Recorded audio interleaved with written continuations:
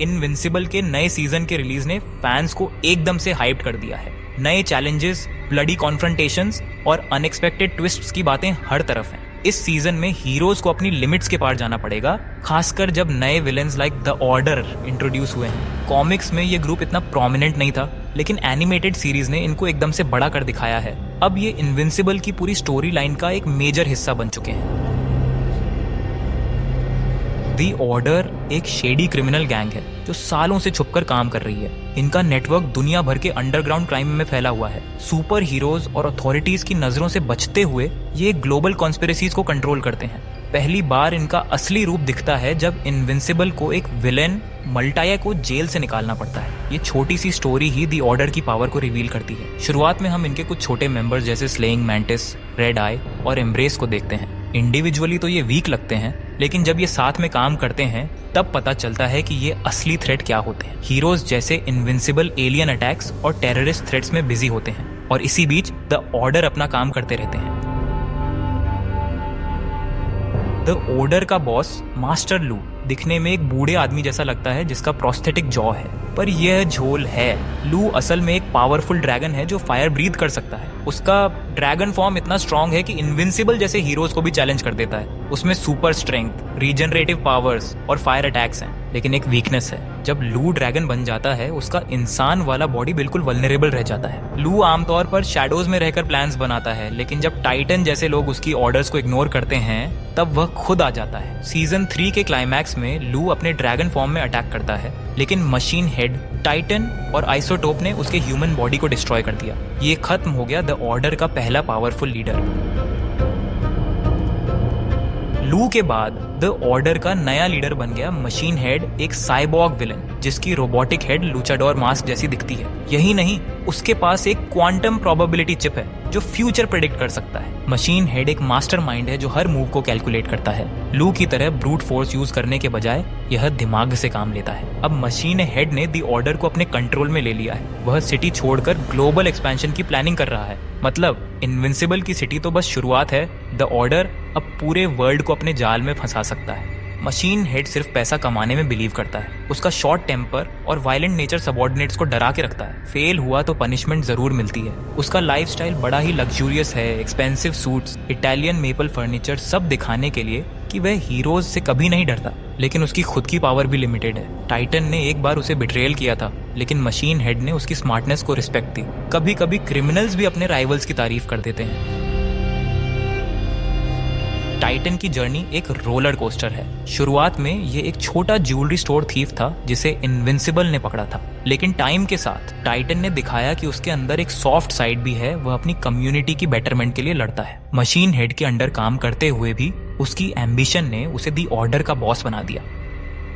Titan की power, वह अपनी आईज को रॉक से कवर करके सुपर स्ट्रेंथ हासिल कर लेता है। इनविंसिबल जितना पावरफुल नहीं, लेकिन हैंड टू हैंड कॉम्बैट में कमाल है। उसकी एम्पैथी और लीडरशिप स्किल्स उसे एक डेंजरस विलन बना देते हैं। अब वह एक नए टाइप का क्राइम लॉर्ड है जो हीरोज को भी चैलेंज कर सकता है।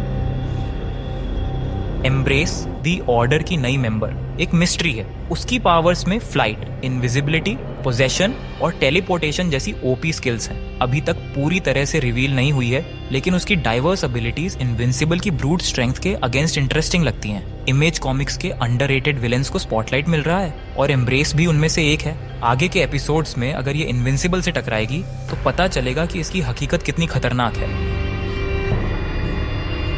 आइसोटोप की बैक स्टोरी ट्रेजिक है। एक एक्सीडेंट ने उसे टेलीपोर्टेशन की पावर दे दी। अब ये पावर इस्तेमाल करके वह मशीन हेड और टाइटन के अंडर काम करता है, लेकिन ये बंदा बिल्कुल लॉयल नहीं है। अपनी सर्वाइवल के लिए वह दोनों को धोखा दे चुका है। टेलीपोर्टेशन का पावर यूजफुल है, लेकिन आइसोटोप की पर्सनैलिटी बहुत इरिटेटिंग है और हर वक्त कंप्लेंट्स करता रहता है। फिर भी द ऑर्डर के लिए ये एक एसेट है, क्योंकि वह लोगों और चीजों को कहीं भी टेलीपोर्ट कर सकता है। स्लेइंग मैंटिस द ऑर्डर के सबसे आउटलैंडिश मेंबर्स में से एक है, जो डीसी कॉमिक्स के किलर मॉथ का एक पैरोडी है। वो एक बड़ा मैंटिस कॉस्ट्यूम पहनता है जिसमें एनर्जी ब्लेड्स और दूसरे डेडली वेपन्स लगे हुए हैं। शुरू में लग सकता है कि ये कैरेक्टर थोड़ा कॉमिकल है, लेकिन उसके कॉम्बैट स्किल्स उसे एक डेंजरस एडवर्सरी बना देते हैं। द ऑर्डर का अपना वर्जन है साइक्लॉप्स का, एक ऐसा विलेन जिसे एक एक्स्ट्रा टेरेस्ट्रियल बीइंग से एनकाउंटर के बाद पावरफुल हीट विजन इमिट करने की एबिलिटी मिली, जबकि वह इनविंसिबल की मेन स्टोरी में ज्यादा प्रोमिनेंट रोल नहीं प्ले करता।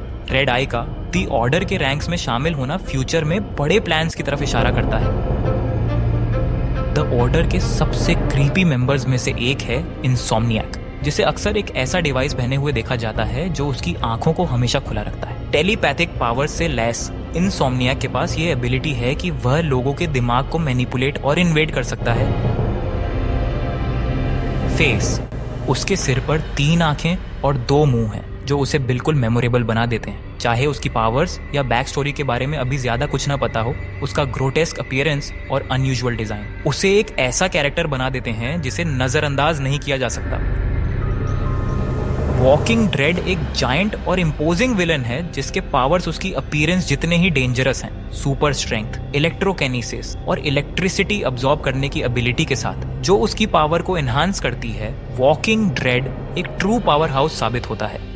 वॉकिंग ड्रेड रॉबर्ट कर्कमैन के दूसरे iconic creation the walking dead को एक नॉड भी देता है, जो दोनों सीरीज के फैंस के लिए एक फन ईस्टर एग है।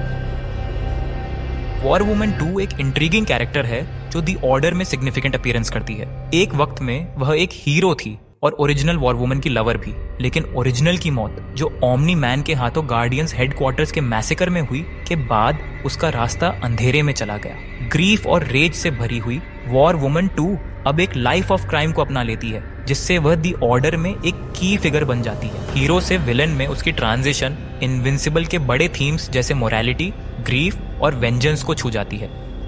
इनमें से हर विलन अपनी यूनिक क्वालिटी, चाहे वह उनकी एबिलिटीज हो, मोटिवेशंस हो या सिर्फ उनका डिस्टर्बिंग प्रेजेंस लेकर आता है। जैसे जैसे इनविंसिबल की कहानी अनफोल्ड होती है, द ऑर्डर का रोल नैरेटिव में और एक्सपैंड होने की उम्मीद है, जिससे फैंस को नई ट्विस्ट और चैलेंजेस देखने का मौका मिलेगा। इतने वास्ट और वेरिड लाइनअप के साथ ये कहना मुश्किल है कि ये ऑर्गेनाइजेशन कितना आगे बढ़ सकता है।